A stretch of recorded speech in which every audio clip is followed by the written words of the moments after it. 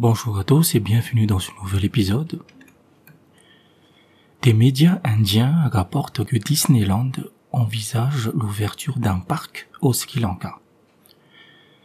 Il n'y a aucun accord décidé, mais les dirigeants du Royaume du Sourire sont en visite dans l'île pour discuter avec le ministère du Tourisme.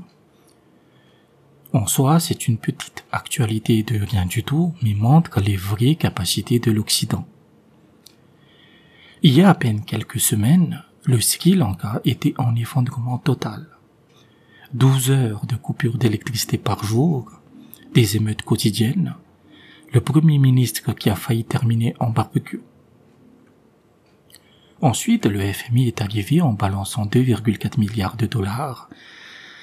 La Russie lui a fourni du pétrole pas cher et le pays se relève en claudiquant. Le carburant est toujours rationné et les coupures d'électricité sont toujours présentes. Dans ce contexte, l'Occident doit pouvoir proposer des solutions concrètes, aider le gouvernement à prendre de bonnes décisions, fournir de l'aide humanitaire, développer les infrastructures du pays. Mais non, à la place, il arrive avec des pains et des jeux.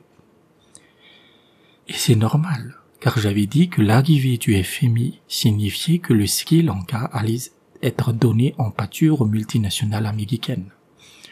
Eh bien, ça n'a pas tardé. Mais pourquoi l'entreprise choisirait le Sri Lanka? Il y a déjà des parcs Disney en Chine et en Inde, mais ce sont des pays puissants et souverains. Le Sri Lanka est une proie quasiment exsangue, et donc c'est normal que l'odeur attire des prédateurs comme Mickey. Cela reste encore des rumeurs, mais si cela se fait, alors cela signifie que Disney ne va payer aucune taxe. Il va contrôler l'aéroport, les restaurants et les hôtels, et il donnera une petite manne au gouvernement. Et puis les petites Sri Lankaises seront des bonnes à tout faire ou à satisfaire pour ces riches touristes occidentaux. Car ce n'est pas donné d'aller au Sri Lanka. Mais Disney cherche toujours des pays avec une fiscalité zéro et le minimum de normes pour les conditions de travail, et ainsi pouvoir attirer les touristes indiens et chinois.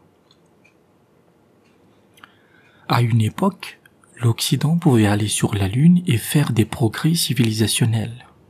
Aujourd'hui, il ne propose que le néant et l'égotisme narcissique le plus consumériste et délirant. Ouvrir un parc Disneyland dans un pays qui crie famine, fallait le faire. Merci d'avoir écouté cet épisode. N'oubliez pas que vous pouvez me soutenir sur Patreon et à bientôt.